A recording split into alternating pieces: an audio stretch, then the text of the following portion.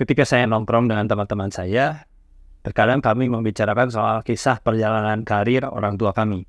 Dan dari kisah-kisah itu, saya menemukan satu persamaan, yaitu bahwa orang tua kami cenderung santai dalam berproses. Oke, sebelumnya ini adalah pendapat saya. Pendapat yang lahir dari sebuah lingkungan yang biasa-biasa saja. Dalam lingkungan pergaulan saya, tidak ada petinggi pemerintahan level kabupaten, tidak ada petinggi pemerintahan level provinsi, apalagi nasional, tidak ada pemilik perusahaan dengan omset miliaran rupiah, dan tidak ada petinggi perusahaan publik skala nasional. Kami adalah orang-orang yang punya background biasa saja, yang tinggal di sebuah kota kecil di sebelah Bandung. Dan dari kisah-kisah ini, saya mencapai sebuah kesimpulan bahwa generasi sebelumnya itu tidak mengalami yang namanya quarter life crisis, di mana istilah ini digunakan untuk sebuah kondisi psikologis di mana seseorang di umur 18 hingga 30 tahun mengalami kekhawatiran, meragukan kemampuan diri, dan kebingungan dalam menentukan arah hidup. Kebanyakan orang tua kami baru mendapatkan kestabilan ekonomi di usia 30 tahun, beberapa bahkan setelah kelahiran anak pertama hingga ketiga. Sangat berbeda dengan generasi kita yang sangat menyukai kecepatan. Bahkan, ada sebuah checklist yang sangat menarik dan tentunya sangat populer di generasi kita, yaitu 100 juta pertama di umur 25 tahun dan 1 miliar di umur 30 tahun.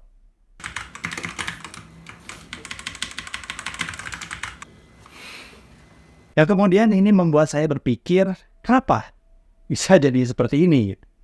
Lalu pemikiran saya ini bermuara pada satu hal, yaitu sosial media. Kalau ada, nggak ada. Kalau ada. Sosial media ini membuat kita jadi tahu progres orang-orang di sekitar kita.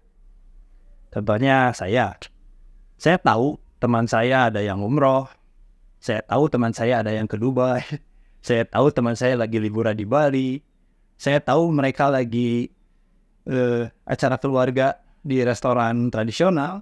Padahal teman-teman yang saya maksud ini bahkan belum pernah ketemu saya lagi semenjak lulus sekolah.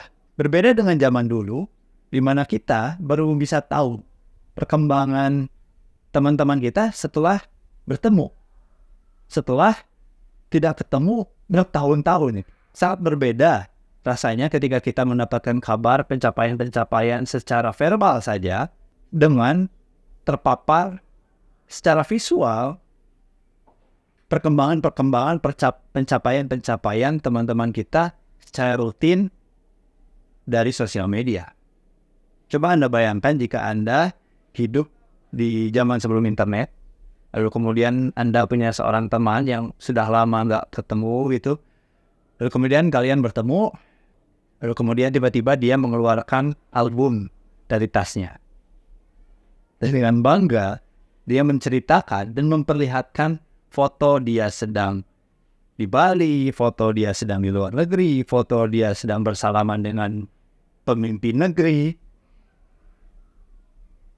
Apa yang Anda rasakan? Apa kesan Anda kepada dia? Oh, saya pribadi bakal jengkel ya. Berbeda, justru saya akan kagum kalau misalnya saya melihat foto-foto serupa di ruang tamu dia ketika saya berkunjung ke rumahnya. Bukan dia secara niat memperlihatkan itu ketika bertemu dengan saya. Tapi ini berbicara soal seorang teman yang bukan teman dekat, gitu, bukan sahabat. Kalau sahabat yang melakukan itu mungkin saya akan senang-senang saja karena saya memang tertarik untuk melihat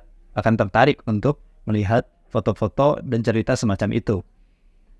Nah, yang jadi sorotan saya adalah di era media sosial ini, bahkan seorang teman yang tidak dekat dengan kita pun bisa memamerkan segalanya. Sehingga yang tadinya kita hanya bisa membandingkan diri dengan tetangga-tetangga kita yang ketemu setiap hari, jadi bisa membandingkan diri pada skala nasional. Lalu soal tingkat kesuksesan. Saya kurang yakin ya dengan Anda yang tumbuh di kota-kota besar, tapi menurut pengakuan orang tua di sini, mereka itu cenderung kurang tahu soal seberapa besar kekayaan yang bisa dimiliki oleh manusia. Contohnya, saya tahu seberapa kaya Atta Halilintar. Saya tahu koleksi barang mewahnya Syahrini. Tapi orang tua saya itu kurang tahu seberapa kaya Nika Ardila dan seberapa glamor John Lennon.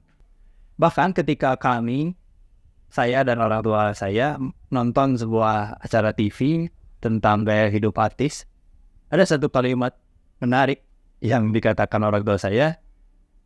Beliau mengatakan, baru tahu bisa ya orang sekaya ini.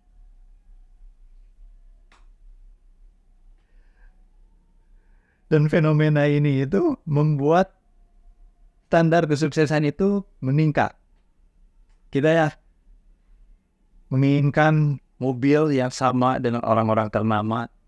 Kita menginginkan rumah yang modelnya sama dengan pengusaha-pengusaha sukses di Surabaya. Kita menginginkan gaya hidup yang glamor. Berbeda dengan zaman dulu. Ketika TV saja sudah menjadi simbol kesuksesan.